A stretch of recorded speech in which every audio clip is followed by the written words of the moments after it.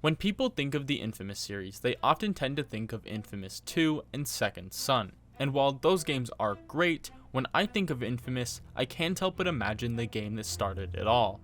I think a lot of people initially write off Infamous 1 as a bad game because of how it's presented, which, I mean, I can't argue that it doesn't look and feel dated, but if you can manage to look past the rough edges, this game has a lot to offer, primarily with its setting and characters.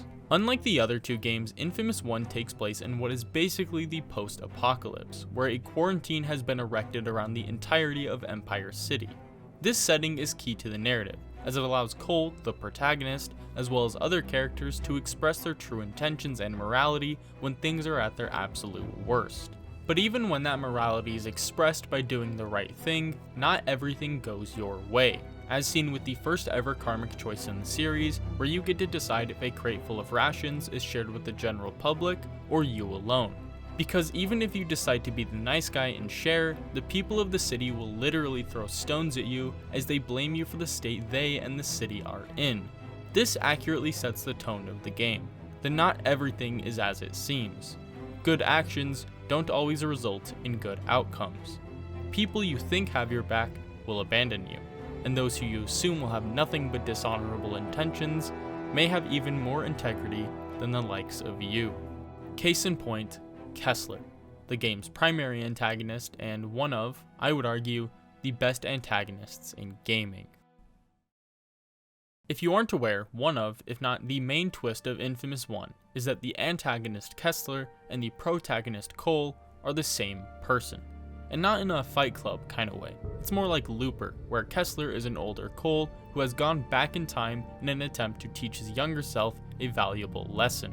It's a fairly good plot twist considering it's executed quite well in my opinion, but it's not that the twist itself is what makes him interesting. It's the reason behind why he did it, and how that reasoning is used to develop Cole's character. The primary reason that Kessler goes back in time is because in his own timeline, he witnessed his world be destroyed by his lack of self-discipline.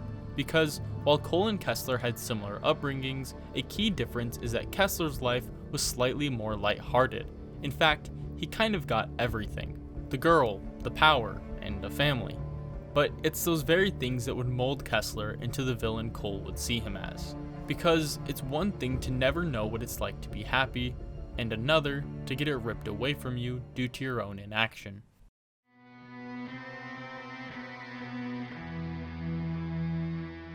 Because they are, for all intents and purposes, the same person, we can assume Cole and Kessler had a relatively similar upbringing. So much so that for now, I will be referring to Kessler as Cole, because he has obviously not yet become Kessler. We know from the first two games that Cole grew up with his parents as well as his little brother, all of which were at least active in his early life, though it seems they would drift apart as he grew older. From the comics, we know that in his college years he would drop out just shy of graduating due to his professor's harsh treatment of one of his friends. One of the first instances, we get to see Cole using even the noblest of reasons as an excuse to drop all responsibility and run, a nasty habit that would continue to plague his life. It's around the same time that he would also meet Zeke, who would become his lifelong best friend as his frequent reckless actions would complement Cole's cavalier attitude quite well, and together they would get into all kinds of trouble. This would naturally lead them into the world of parkour, which is much more than a traversal mechanic used in the games. It's key to understanding both Cole and Kessler's characterization. Parkour represents the way Cole responds to opposition. He may be persistent, but he doesn't plant his feet and fight. He may be smart, but he doesn't attempt to think his way out of situations. No, he runs, and simply put, parkour is the most efficient way of doing that. It may even serve as a distraction, as he would trick himself into thinking he's developing a useful skill, but for what he uses it for, which is to run from his problems, it's actually extremely destructive. Unknown to Cole, he is a conduit, so he's naturally going to be faster and more resilient than most people, so it stands to reason that he almost never got caught. Zeke notes that there were a few times they would come close, but I don't believe they were ever actually caught, which, if you were Cole, would slowly make you believe you were immune to consequences. But consequences are a funny thing, and sometimes it's good to get caught or fail. because if it happens early on, it teaches you lessons that you wouldn't have learned otherwise. But for Cole, his success would allow him to continue to believe he could run away from any problem he would face. After dropping out of college, there were two key events that would change the course of Cole's life, the first of which would be Trish. As far as their relationship, it's pretty clear that Cole's fondness of Trish stems from her acceptance of who he is as a person, not how she is perceived with him, or what he provides externally. This kind of connection is something Cole clearly values, as he time and time again notes his disdain for people, especially those of authority, using him.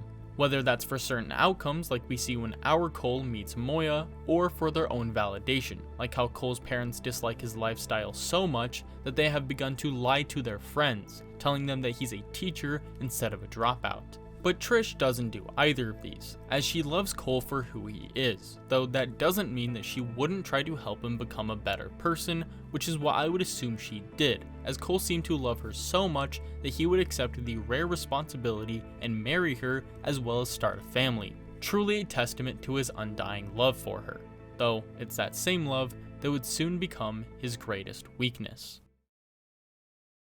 It's unknown if Cole got his powers before or after marrying Trish, but regardless, it doesn't seem like he rose to the same level of infamy as his counterpart. He also never likely used his powers to the scale that our Cole would have either. Instead, he likely practiced on his own, only using them when strictly necessary, likely because he was afraid of the responsibility it would bring if he were to set a precedent that he was there to help others. Because if he did, what would happen if he were to eventually fail or couldn't help them? It was a risk that must have shaken him to his core, maybe even tempting him to live out in complete isolation, far enough from people that he couldn't help, even if he wanted to. So at the end of the day, it could never be his fault. But even if he were to help others, as well as spend every day preparing, what was about to arrive was something that anyone would have wanted to run from. A beast of unimaginable power that would lay waste to the world. Cole would watch as this happened, knowing that with his power, he was the only person capable of stopping it. But as he looked at Trish and their two daughters, his body seemed to take action before he could even think. He instinctively grabbed them and, for the final time, ran from his ultimate responsibility. He knew that they couldn't run forever, that at some point, years down the line, they would run out of places to go. But he just wasn't strong enough, wasn't disciplined enough to make the hard choice. And for that, he would pay the highest price. After the loss of his family, Cole could do nothing but watch as the world fell into ruin. A hellish landscape that nobody but him was left to witness. A fitting punishment for his lack of self-discipline. But this was not the end, as Cole would recognize that his own comfort came at the cost of the world. No more would he let his lack of discipline get in the way. No more would he fail to understand his responsibilities. No more would he run. But in this moment, the he was thinking of was not just him, but also another. Someone who he would have to mold into becoming stronger than he ever was. Cole would from then on recognize himself as a completely different person. Someone who could make the hard choices. Someone who was determined and disciplined enough to carry the burden of the world. He would become Kessler, a man who was willing to do anything to save the world he lost. Kessler would then use his most dangerous and experimental power as a one-way ticket back in time to prevent what his inaction had caused.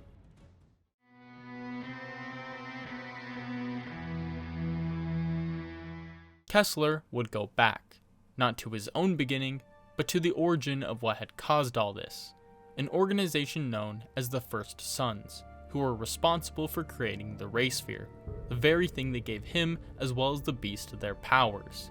Kessler, who was now willing to do anything to achieve his goals, would overthrow the Tate family, who were in current control of the organization. This in turn orphaned Alden Tate, who would dedicate his life to getting back at Kessler. But Kessler didn't care about what would happen with Alden. No, he couldn't care. He had a single goal, and anything outside of that goal was simply a distraction, something that would be snuffed out in an instant if it imposed even the most minor inconvenience to him. With control over the First Sons, Kessler would begin development of the Ray Sphere far earlier than it had been in his timeline. This was in hopes that he could develop it far beyond what had given him his powers. But this was not purely a problem of raw power. He knew that his younger self would be weak like he once was, which was not something that the Ray Sphere could change. To remedy this, he would have to take steps to alter the life of Cole McGrath, to build him up to the man he wished he had been. But knowing his past self, he was aware that he had never been a fan of control or authority, so it couldn't be a strong hand to guide him. It would have to be careful manipulation, change from the shadows, minor adjustments to keep him on the correct path. That path being eternal suffering, to teach him that his sole purpose was to bear the responsibility of saving the world. After years of preparation, failure, and the occasional success, the First Sons had developed the first prototype of the Ray Sphere. Kessler would later test the effectiveness of this device by using them on people like Sasha and David. This would not only allow them to further develop the Ray Sphere, but also create more powerful adversaries for Cole to face later on. It was around this time that Kessler would keep tabs on a young Cole McGrath. As planned, he would watch Cole from the shadows, avoiding interfering directly, as that would create unnecessary variables that he couldn't predict. It must have been uncanny, looking at someone knowing exactly what it was like to be them, to have two separate memories of the exact same moment, to remember all the happy moments yet to come, and ultimately, what would happen if you were to let those moments unfold. As Cole became an adult, Kessler would begin to make extremely precise decisions, all in service of his grand plan. He would course correct key events of many people's lives like a game of chess, albeit with much greater stakes. Eventually, the pieces on the board would all fall into proper place. A woman named Moya, who Kessler had previously worked with, would begin searching for a man named John White in Empire City. A single call made by Kessler would enclose the city in a strict quarantine. A fully developed Ray Sphere would soon be sent to a random address in the historic district, an area Kessler likely picked due to its dense population and, as a bonus, its proximity to Trish's sister. And a 27-year-old college dropout named Cole McGrath would begin working as a measly bike courier. Thousands died. 5 square blocks, smashed into rubble. And at the center was me. The Ray Sphere had evaporated nearly everything in sight, stealing the energy of the people surrounding Cole to supercharge his dormant conduit gene.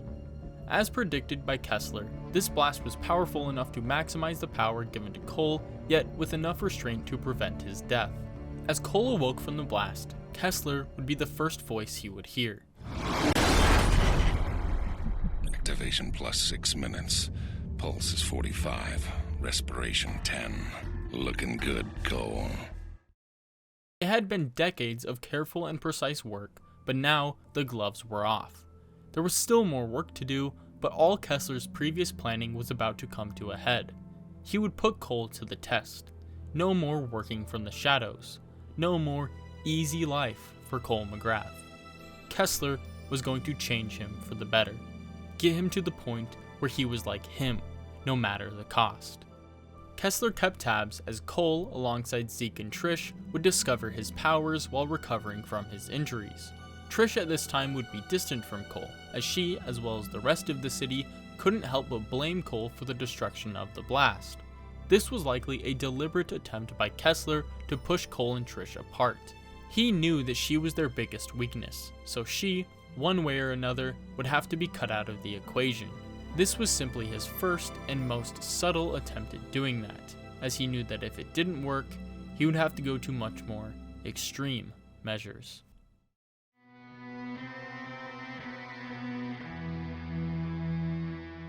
After 2 weeks in quarantine, Cole would begin to understand his powers, using them to either help feed the city or himself. Regardless of what Cole chooses to do, the city is aware that he was at the center and the only survivor of the blast. Therefore, he becomes the target of everyone's pain and frustration. This is why, regardless of choices, Cole would always be known as the Demon of Empire City. Cole's reaction to this was the reaction he had for everything: to run away until the problem was so far behind him that he no longer had to deal with it. But due to Kessler's quarantine, Cole was unable to escape the city. This is precisely why Kessler set up the quarantine. He knew that Cole's first instinct would be to run away, so by literally trapping him in with all of his problems, Cole would have no choice but to eventually face them head on. As Cole would continue his journey of either selfish or selflessness, Kessler would wait for the perfect moment to make his next move. He would show Cole the truth of what was at stake and who was responsible for it. He leaped toward me, his icy fingers digging into my head. For a moment there was nothing, and then he started to show me things. Horrible things, beyond description. And in that split second, I understood he was showing me the future. Death and destruction on an unimaginable scale. As he released me, I knew that he was responsible for all of it. That he had opened Pandora's box, and it wasn't ever gonna close, and that damn ray sphere was somehow involved. And then he was gone. Afterwards, Kessler would watch as throughout the coming days, Cole would time and time again disappoint him. Whenever he was given the opportunity to bear responsibility, he would first complain, then begrudgingly do it, because he felt like he had to. He would refuse to see that these were moments of hardship, yes, but that they would shape him into becoming a better man. But really, this must have been a reminder of who Kessler once was. He would have felt anger at himself, as he was also given opportunities of growth that he was unaware of, but passed them up. He was angry at the fact that he even had to do this, that he and Cole were so pathetic that they had to be forced to be better men, that they didn't have the discipline and patience to do it themselves. It would take him a little while, but Cole would soon begin to understand his responsibilities. This came after he was escorting Trish and a bus full of medical supplies to a hospital where they would be met by Alden. Alden, being the heir of the first son since birth, was given access to his telekinetic conduit powers without the use of the ray sphere, though it took him a lifetime of practice to get as powerful as he is now. Alden would launch the bus driven by Trish hundreds of feet into the air onto the roof of a hospital. Cole would have raced to save her, and it's in that moment where he would begin to realize that with his power, he alone was responsible for the lives of not just him, but everyone he cared about. That if he didn't begin to play an active role in ending this chaos, bad things could fall upon him and his loved ones. This is more obviously seen when Alden is eventually locked behind bars. Cole is tasked with defending the prison from the outside, while Zeke is given the responsibility to look after Alden's cell. Cole holds his end of the deal, but Zeke, wanting to play an active role in what's going on, abandons his post and begins to help Cole. This ultimately leads to Alden's escape, which Cole notes to Zeke will now lead to countless others dying because of his own actions. In that moment, Kessler no doubt felt an immense amount of relief. Cole was finally beginning to understand what his purpose was, but despite this minor success, Kessler was not ready to back down. There was still much to be done. Cole still hadn't realized the bigger picture, and most of all, he still had too much to lose. The next time we see Cole and Kessler directly interact is when Cole and Zeke climb Alden's tower to confront Alden and get their hands on the ray sphere. At this time, Cole was still upset at Zeke for what happened at the prison, but this was a big opportunity for him to earn his trust back, because if they could get the ray sphere and destroy it, then this whole thing would be over, which as far as he's concerned, is the only thing that matters. But while Cole was fully intending to destroy it, Zeke, as soon as he got his hands on it, had other intentions. He realized that the key to his dreams, the tool to make him superpowered, was right between his hands. Asshole makes the choice to kill thousands, stealing their lives so that he'll be transformed, and then nothing. Everyone's fine. No change at all. Kessler's first to grasp the situation, claims to know what's wrong. If Zeke brings him the ray sphere, Kessler will be able to give Zeke the powers he craves. My best friend looks me in the eye. and then makes his second mistake. Alden goes ballistic at the loss of the sphere. The tower shakes and it starts to rip apart. But I was just dumbfounded, barely felt the impact.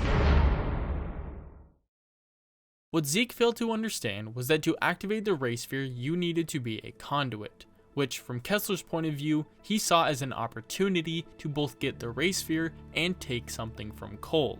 So he told Zeke whatever he needed to hear to make that happen. From the comics, we can see that after taking Zeke to the First Son's facility, Kessler puts him in a cell. After all, he was just a tool to drive Cole to be more resilient. But that wasn't the whole truth, as what Kessler was planning next left him in a broken state, occasionally being so unstable that he would turn to alcohol to numb the pain. It was in these drunken states that he would go and visit Zeke. They wouldn't often share words. Kessler simply liked being in his best friend's presence, even if it was entirely one-sided. These actions soon made Kessler realize that he had been at this far too long. At this point, he is over a century old, his aging slowed by his conduit gene as well as advanced technology of the First Sons. But no one is meant to live how he has for as long as he has, and now he's finally realizing that if he doesn't do something very big, very soon, there's a good chance he will crumble under the weight on his shoulders.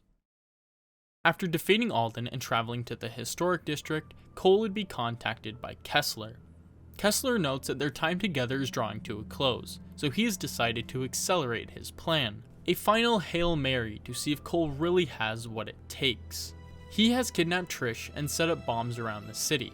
If Cole can disarm these bombs, he has the opportunity to save Trish as well as countless others.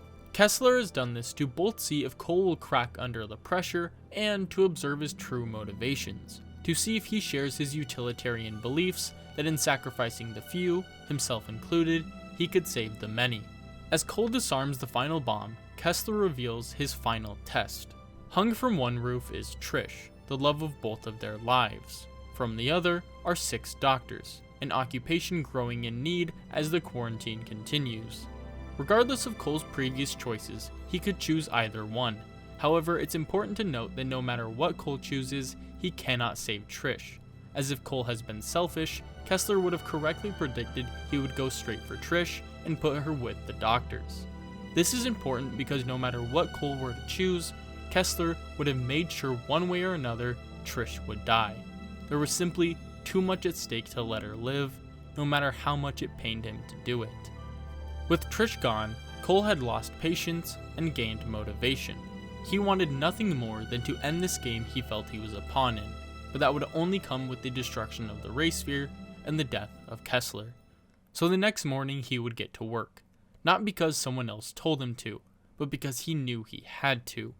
Gone were the days of people controlling his every move like he was their puppet. Now he would call the shots, and if you couldn't keep up, you simply got left behind. No questions asked. And while Kessler could have seen this as his life's work finally realized, he knew that it was no time to celebrate. There were still a few loose ends that he would have to attend to, himself included.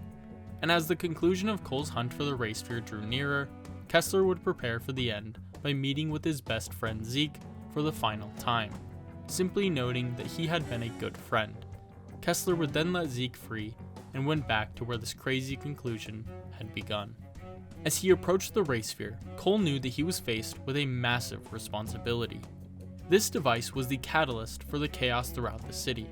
It killed hundreds, if not thousands of people in the blast, and indirectly killed thousands more afterwards. Yet, it also gave him immense power.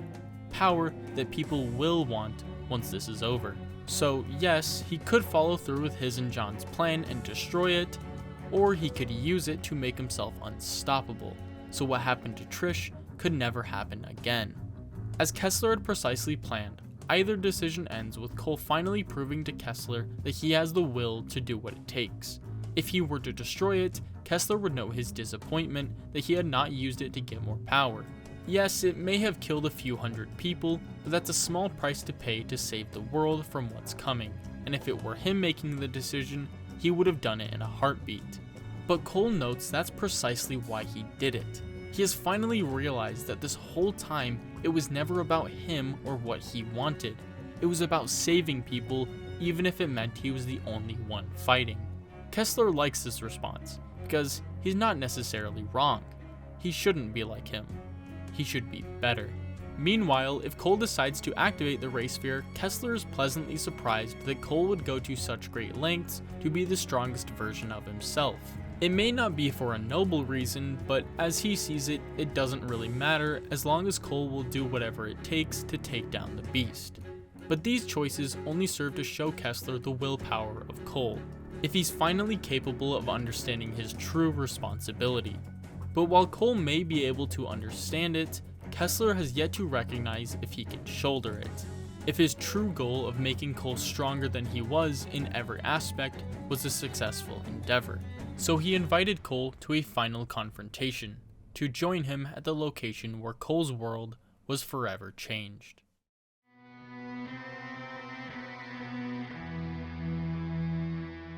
Upon meeting, Kessler reveals to Cole that he was there when the blast occurred, worried that Cole wouldn't be strong enough to survive.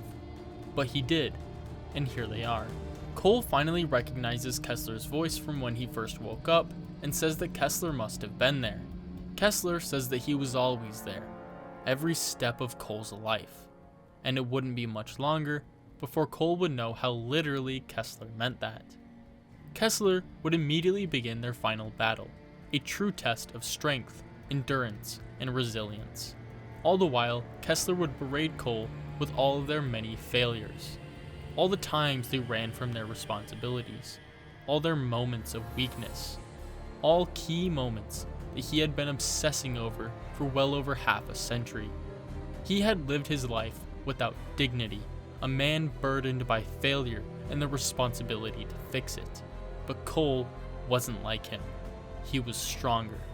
Kessler had set out to make someone who was better than he was in every way.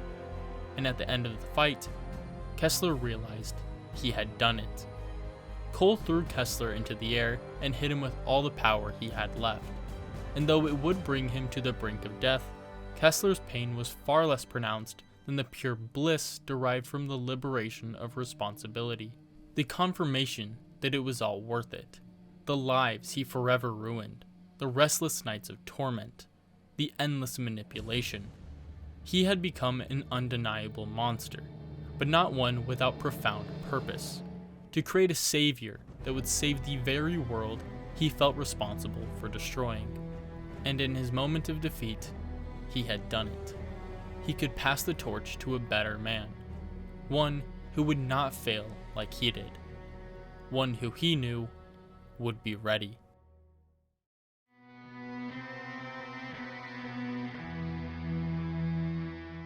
Now that we understand Kessler's character by experiencing his story, I think it's important to dive deeper into Kessler's mind by posing an interesting question. Given Kessler's intentions, is he really a villain? Now, there's no doubt that he is an antagonist, but that doesn't necessarily mean he is a villain, because anything that poses a constant challenge or threat to the protagonist could be considered an antagonist. A common example people use is that if you were writing a story about a guy stranded on an island, the weather could be the antagonist, but that doesn't necessarily mean the weather is villainous, because in almost every way it's defined, the word villain is entwined with the word evil, and I would argue that to call something evil, you have to look past the what to find the why. This is what makes Kessler so interesting to me, because if you look at the what, it's obvious he is a villain. He creates chaos, stops Cole from achieving his goals, and intentionally kills people he knows are completely innocent. But his intention, his why, is to save the world. Not to rule, not for money, not to use that fact for leverage. He does it to save people who don't even know who he is, or that he failed to save them in the first place. He's a purely selfless person who does evil things for good reasons. So, is Kessler a villain? Well, it depends how you see it. You could argue that there could have been a different way of saving the world, one that would create less collateral and suffering overall. I mean, he could have spent all that time making himself stronger to eventually defeat the beast and give his younger self the life he never had, but that implies Kessler would have known when the beast was coming, which was something that was unclear if he was knowledgeable about. So there was a good chance he could have done all that work just for him to be too old to fight back and too old to start over. But aside from that, I think there's another reason Kessler did what he did. One that paints him in a bad light, though it doesn't cement him as a villain. I think Kessler chose to do what he did because it was his way of punishing himself for his own actions. He let the world die because he wasn't disciplined enough, but instead of beating himself up over it, he takes all that energy out on his younger self. Like an abusive parent who feels like they failed in life, so when their kid makes the same mistakes they did, they overreact in unhealthy ways. And that's how I see Kessler, as an abusive parent who uses the excuse of saving the world to make Cole's life a living hell. And while it did work, as we see in the second game where he does save the world, there was no guarantee that it would. It's the same conversation people have about Whiplash, where some would argue that this no doubt abusive level of discipline is necessary for creating the best of the best in any given field. And while yes, it can do that, it also ruins so many other lives in the process, because for that one time it does work, there have to be dozens if not hundreds of times where it doesn't. So while yes, Kessler did create the world-saving hero he set out to make, he also preemptively ruined and ended many other lives with no guarantee that it would work. Though you could argue that with the world ending, he would have seen his actions as simply ending lives that were already destined to be cut short. So on one hand, you could view Kessler's actions in a purely utilitarian perspective, where it makes sense that he would end a few thousand lives to possibly save billions. In that way, he does do villainous things, but the intention behind it is ultimately good. Or you could view him as a broken and twisted man who uses the excuse of saving lives to abuse others, most notably his younger self. Both perspectives are equally valid because both of them are simultaneously true, which is another reason why I find Kessler so interesting, because he does do objectively bad things for good reasons, but at the same time, those good reasons give him an excuse to do bad things. So, depending on how you look at him, Kessler could either be one of the most compelling villains or one of the most misunderstood heroes. I don't usually do these outro sections anymore, but for this video I felt it was pretty fitting. So first off, I'd like to ask if you would like the video and subscribe. If you got this far, you probably already like the content, and I would appreciate if you would show that by liking the video or subscribing. If you really like the content and want more stuff like behind the scenes and my reactions to other videos, as well as input on future videos and general updates on what's to come and stuff like that, consider becoming a member. It's pretty cheap. There are a few different levels that offer various rewards. You can go check it out in the description. The tiers range from $2 to $10 a month. So yeah, if you like this type of content where it's more character driven and not really story based, I have a lot of that stuff lined out for the rest of the year along with the story based stuff.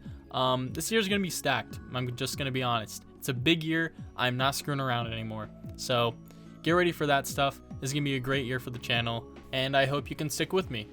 But moral of the video, if you happen to take responsibility, do it, do good, and subscribe.